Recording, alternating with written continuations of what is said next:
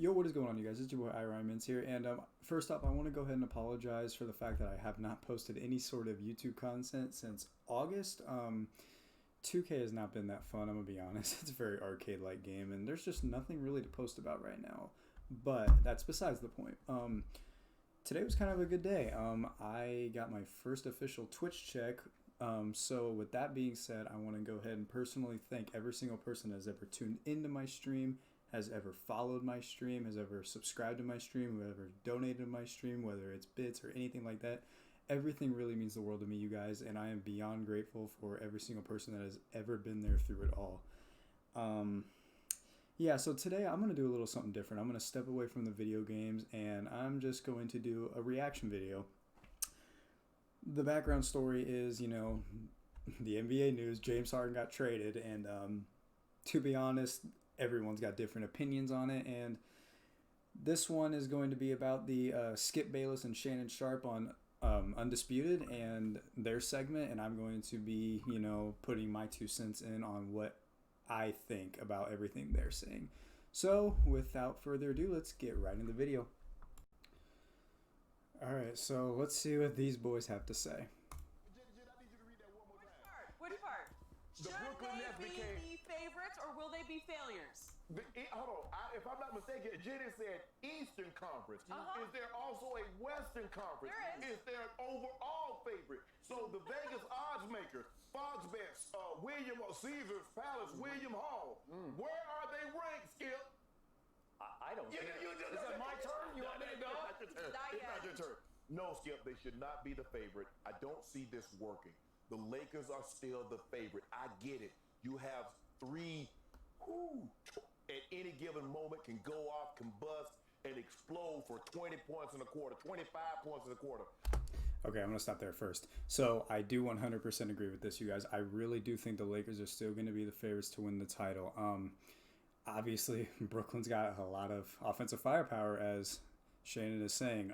But the reality is the Lakers are a deeper team. The Lakers are a more fundamental-based team. The Lakers they have more blend together. And for that, I think it's going to go a lot longer of a way.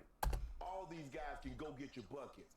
But Skip, I just don't see how it works without Kyrie and James Harden stepping on each other's toes. The reason why KD worked so well in Golden State, Skip, all of those guys were perpetual motion. 3 of those guys are great catch-and-shoot guys. Yep. Steph Curry, Klay Thompson, and KD. KD doesn't need the ball. KD is extremely efficient. When we talk about, I don't really look at James Harden as being efficient. Now, he can, but he also can go and miss 15, 16 threes. I don't see it working, Skip. I just don't see it working. And what they did, what they gave up in order to get him, and I get why you had to do it, and I get why Houston had to do it, because you had Boogie Cousins coming out, Skip. Boogie was the only one that was man enough to say what the entire locker room was feeling. Okay, so basically his point was Kevin Durant is not the problem. Kevin Durant's not the one that he thinks needs the ball in his hands to be, an efficient scorer. And there's nothing wrong with that. But the problem is James Harden. I've never thought James Harden, he shoots the ball 30-something times a game and gets 30-something points. Anybody in the NBA can do that if they shoot the amount that James Harden shoots and gets to the free throw line the amount James Harden shoots. Kyrie Irving he's a very 50-50 player for me. I used to love Kyrie Irving back when he was in Cleveland. But ever since he's left, I hate him more and more and more each year. There's something about him new, and his ego has gone through the roof, may I remind you. And it's just, I don't know. Those two have really massive egos, and they both need the ball more than anything in the world. So it's complicated. Boogie said the disrespect didn't start last night. It started earlier this year. When he showed up late, how he looked once he did show up, and once we got on the court, his behavior. So that's when the disrespect started. Y'all talking about last night, or maybe what he said, or maybe some of his actions, but it started long before that. So you knew it was just a matter of time before they had to ship him, and they got James Harden's attitude on the court this entire year has been shit, and it's embarrassing to watch. You had no choice. But when I look at what they gave up Torian Prince, who was a starter. His attitude sucks. Everything about him sucks right now. You might say probably the second or third best rim protector, on-ball defender for a big. He and Rudy Gobert and AD. So, Skip, what they gave up in order to get them, I wouldn't have done it. I would have done it. But you had no choice to do it because basically, I think a lot more of that had to do with what's going on with Kyrie. Skip, is he coming back? Is he not? They don't believe, and I don't believe Nobody knows what the fuck this dude can is. take this Brooklyn team as it was currently constructed, True. minus KD, get to the win the East, and then win the whole shebang. So this was kind of an insurance plan.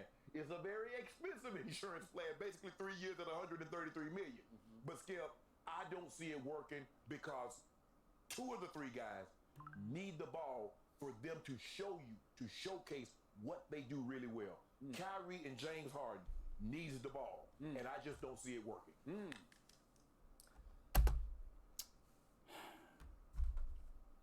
I'm gonna be honest. I've watched this show 100,000 times. I know exactly which route Skip Bayless is going to take in this, and it's really sad. But I do agree with the majority of the things Shannon Sharpe has said. I personally think James Harden's demeanor this year has been absolute shit. His attitude has been shit. The way he plays has been shit. James Harden is not a 17-point per game scorer, and that's literally what he's been doing. He had no faith in the team to begin with. He wanted out in the offseason. He showed up late. I mean, he just wasn't invested in Houston anymore. And it's okay to want to leave. I understand if you want to leave. But you can't just go out there and play like shit on purpose. And that's what he was doing. And then he just gave up and then made that bullshit accusation like Houston's beyond saving. Houston has a good basketball team this year. Houston really does have a good team. But I think right now for the future, they are better off set without James Harden to me. Let's hear what Skip has to say, though. I am having so much fun with this. I had such a good night with this because I got to check Twitter out and see all of the LeBron apologists and defenders and lovers, I call them the blind witnesses, trying to come up with why this won't work because they're all scared to death, starting with the leader of the group who is sitting across from me. Okay, have we ever seen anything like this before? No, we have not. Exactly. We have never seen anything like this before, which is why I believe that by outbidding the Philadelphia 76ers for James Harden, the unbelievable Brooklyn Nets, I never even thought I'd see a team in Brooklyn, but the Brooklyn Nets are going to win a championship this year or next year or maybe both. Maybe both. No. This year. Are they going to win the title this year? Well, what about the next 2 years? The window is open for 2 years. So that's what I believe. So why not wait till next year to get James Harden? You threw it together on the fly with maybe a fourth of the season gone. It seems like it's going to be. Man, no fourth of those seasons. Skip, it's only 11 games. You ought to be ashamed. Well, it's hard to throw a team together as we saw with the Clippers last year and figure it out and pull it off on the fly. Together. Did you see LeBron's first year in LA? Yikes. Did he have a superstar? Okay. I am here to tell you right here, right now, your man LeBron James is in powerful trouble. Stop. I know Skip Bayless is the biggest LeBron James hater I've ever even heard.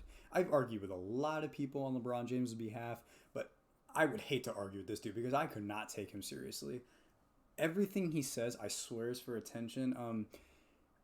I'm one of those people. I do believe this season is a championship or bust. You put together the 3 best ISO scoring players in the NBA right now. 2 of them are arguably some of the best scorers of all time. James Harden is one of the best ISO players I've ever seen. Kevin Durant's just a freak. He's one of the best scorers of all time, hands down. But to me, you put together those 3 on the same team with no depth. You got rid of all your defense and all your bench to get James Harden. I really do believe that this is a championship or bust. I'm sorry, but there's no way. You're going to get the same result next year, too. I mean, especially, there's no way they have the cap space to keep adding players. Unless these guys, I don't even know how this would work, essentially. So I do think this is a championship or bust. LeBron and them are still the favorites. That's just my opinion. I do not think he will ever win another championship unless they can close this deal this year. And their biggest problem might be right under their nose in the basement because the Clippers are coming for the Lakers. No one's even talking about the fucking Clippers. I don't believe the Lakers can get out of the West. And That's if they do, I'm pretty sure they're going to have to face an all-time juggernaut of scorers coming out of the East, the Brooklyn Nets. I still love the Sixers. I'm happy for the Sixers that they were able to keep Ben Simmons. I believe it was reported that they offered Ben Simmons to Houston, but it feels like because of all the picks you just mentioned that Brooklyn just said, we pull out every stop. We are going for the throat. We are going for broke. We are going for star power. What did I learn? My first year I ever covered professional basketball, I was out here at the LA Times back in the middle 1970s, and I covered Kareem Abdul-Jabbar's Los Angeles Lakers without Magic, pre-Magic. What did I learn from everybody in that franchise and everybody I began to deal with around the league? You win. Fuck.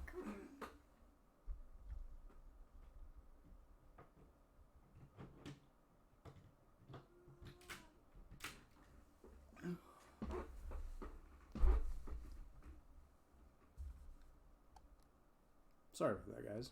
In the NBA with stars. You have to have two stars. The Lakers needed to get Magic to go with Kareem, and then ultimately Worthy to go with Kareem and Magic to turn into Showtime and a dynasty.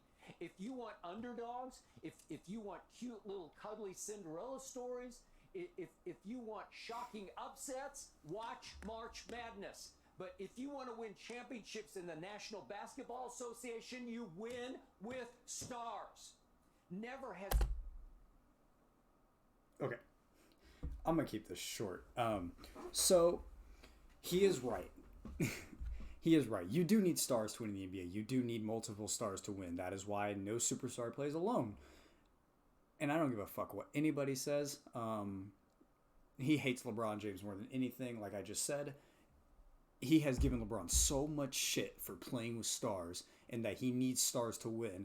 But he is okay with saying people like Kevin Durant or James Harden need superstars to play. And by the way, may I remind you, Michael Jordan also had arguably the second best player during the time he was in Chicago on his team, may I remind you, and one of the greatest rebounders of all time. So he is right. You do need superstars to win in the NBA, and Cinderella stories and everything like that are in March Madness, and that's what makes March Madness amazing. But that's a completely different topic.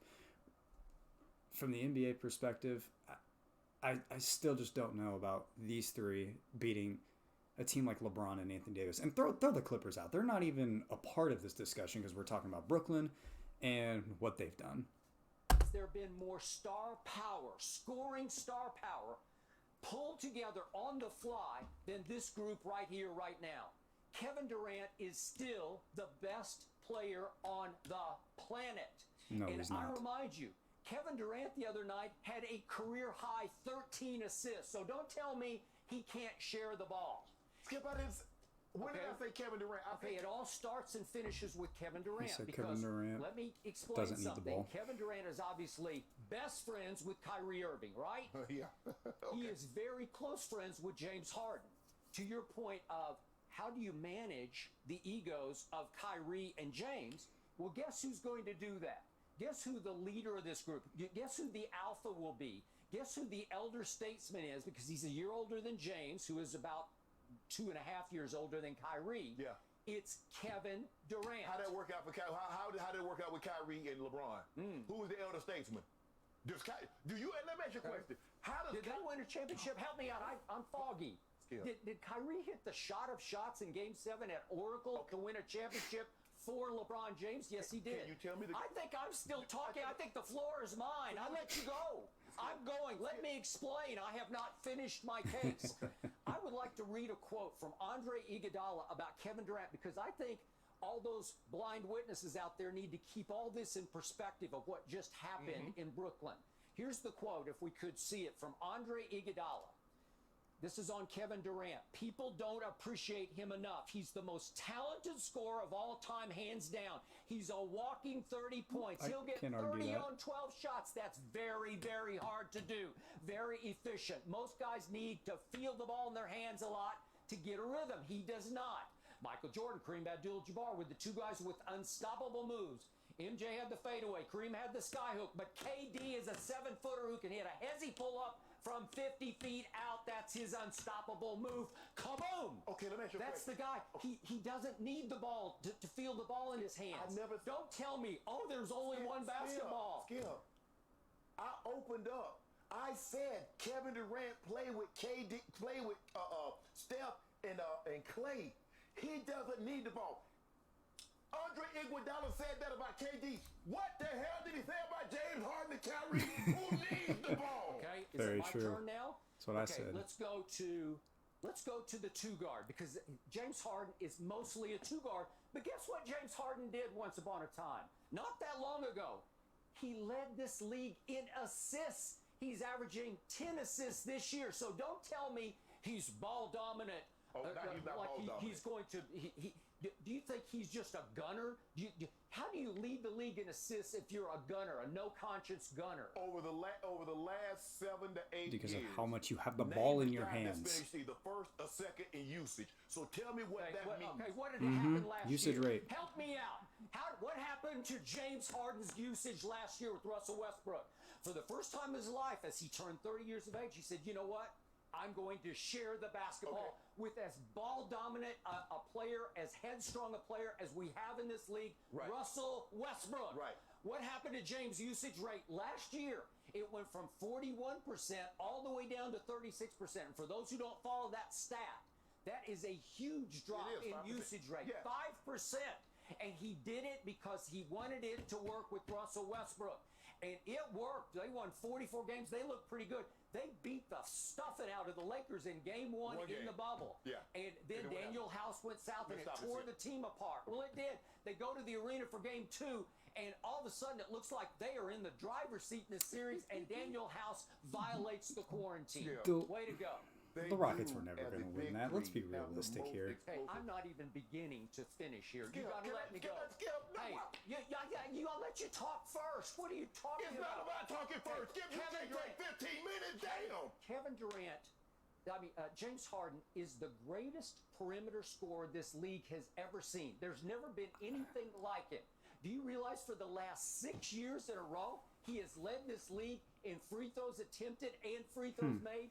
Unbelievable, off the charts. Would you believe that last year James Harden led the league in steals? Are you believing that? He led it in plus minus, in win shares and plus minus, because he's so good on defense. Do you realize he was 6th in deflections and he was 3rd in loose balls recovered because he played his tail off on defense last year? So don't get... James Harden is not a good defender. I'm sorry.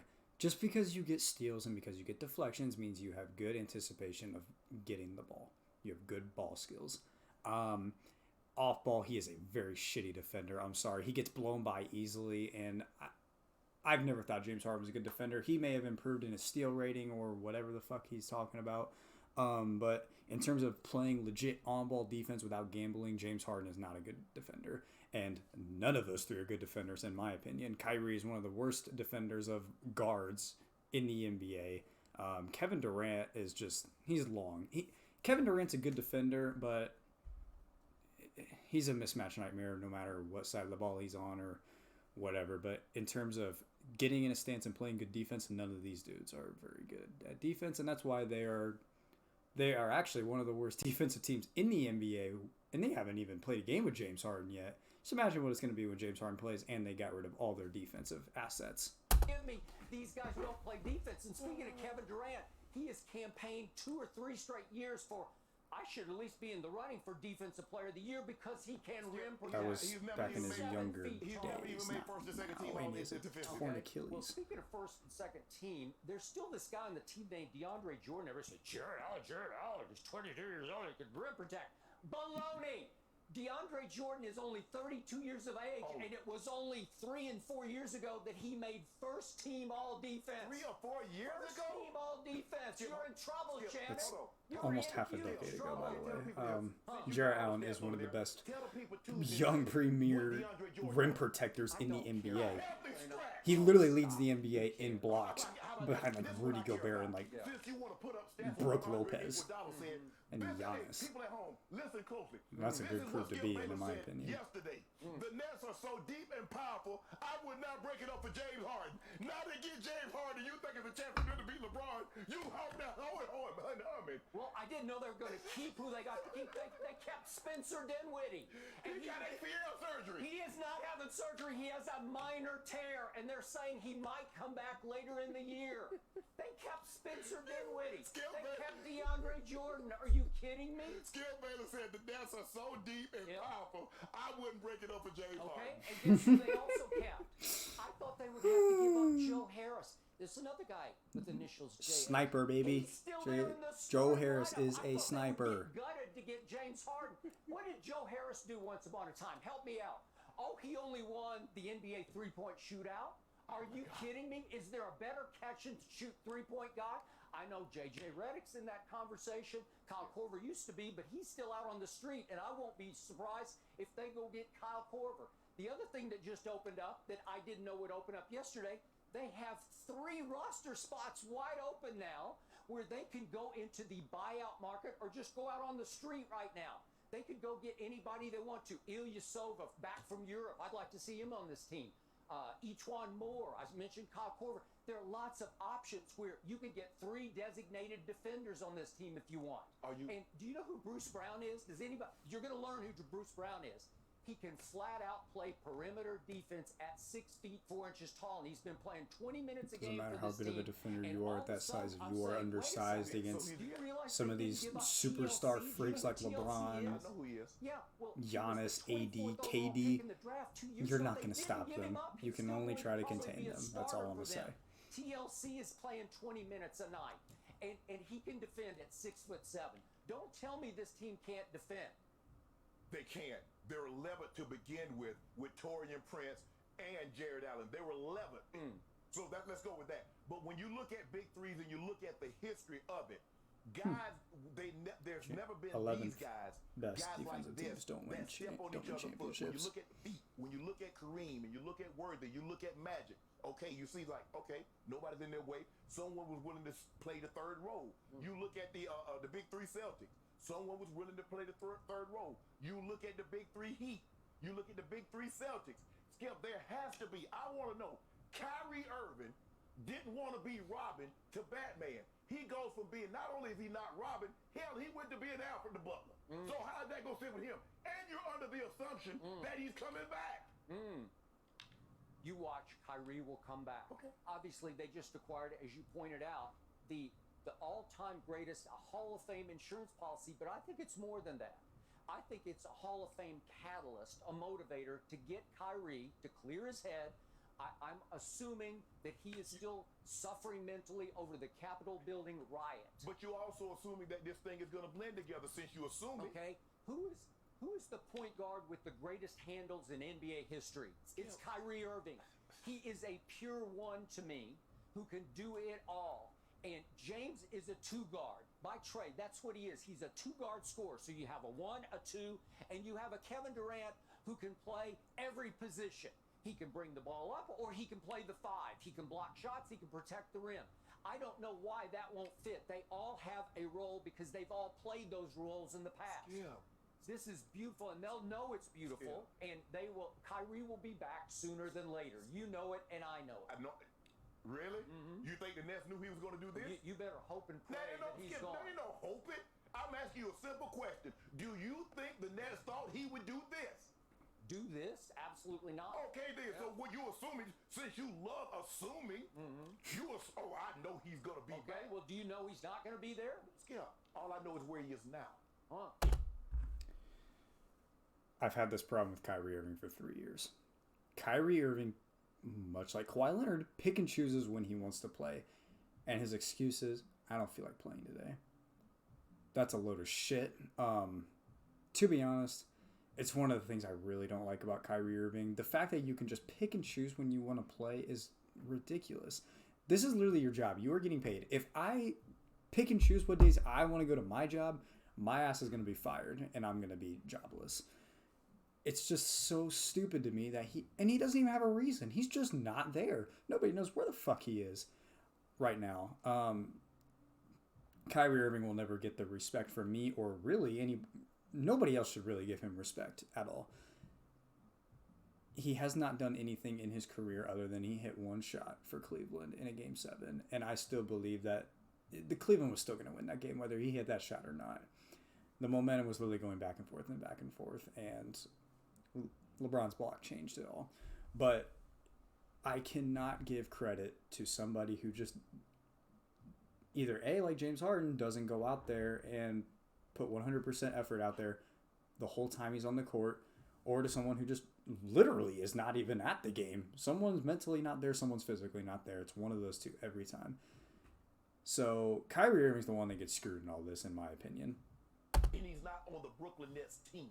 Let's deal with what we know. Well, you better hope he's not. I don't hope anything. I hope Kyrie, whatever he has going on, he can get it rectified and get back as soon as possible.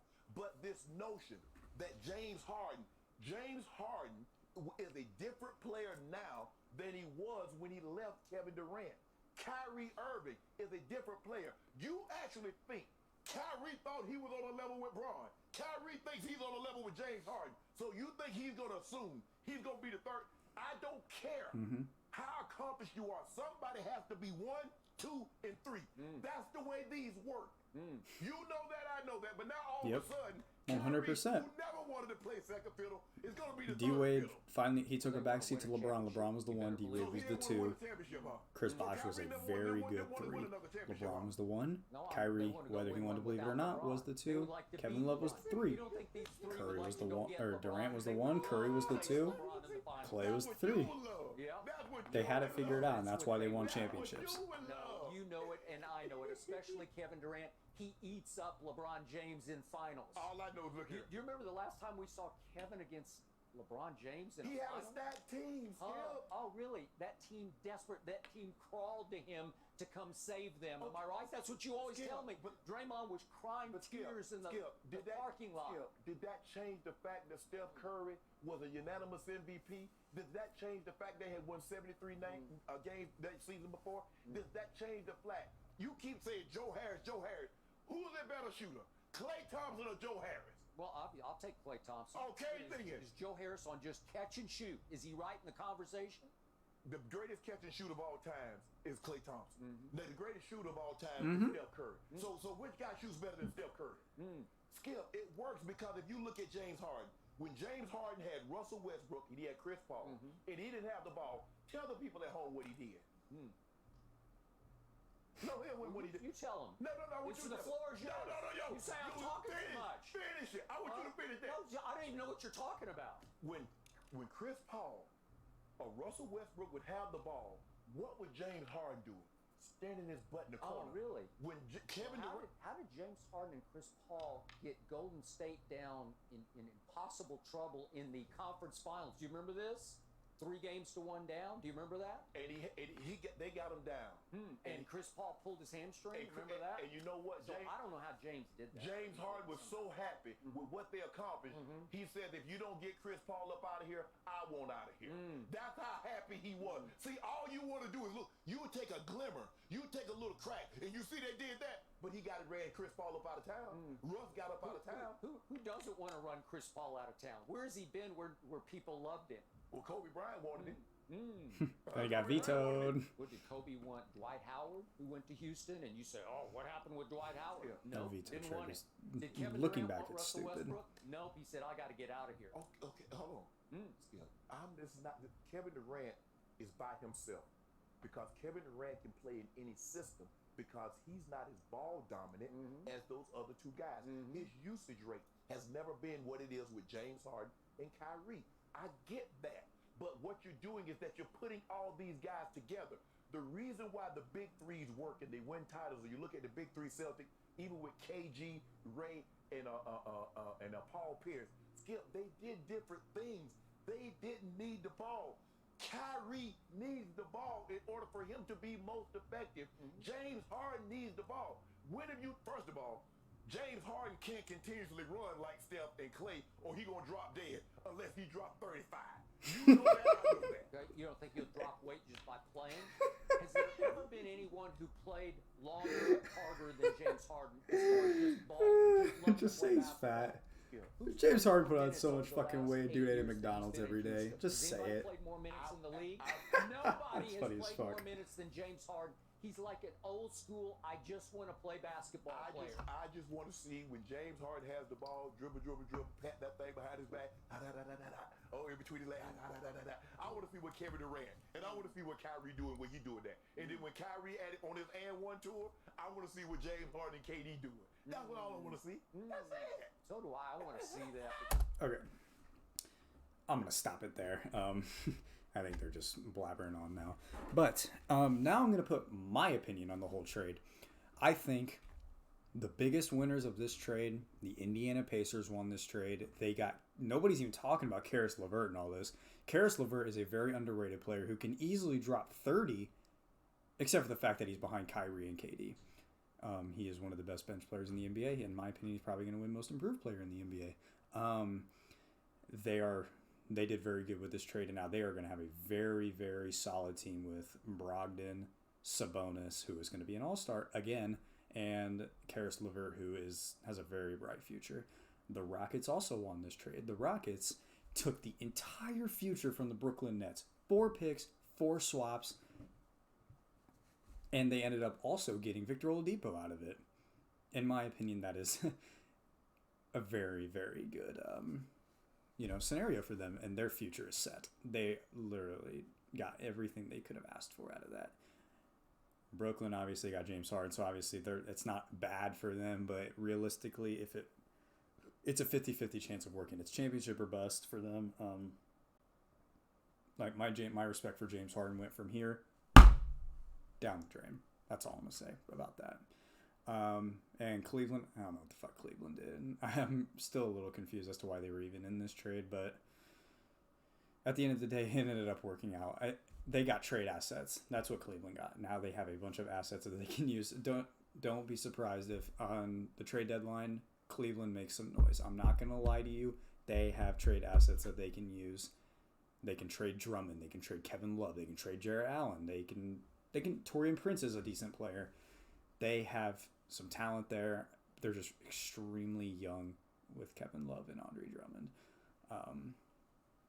But yeah, James Harden's attitude and everything sucks. And to be honest, that's really all I have to say. I really do hope that you guys enjoyed this video. If you are new to the channel, make sure you like and subscribe and hit that notification bell so that way you know whenever I post anything. And if you guys aren't doing anything, whenever I go live, I can drop my Twitch link in the description for you guys. This is iRyman saying peace out.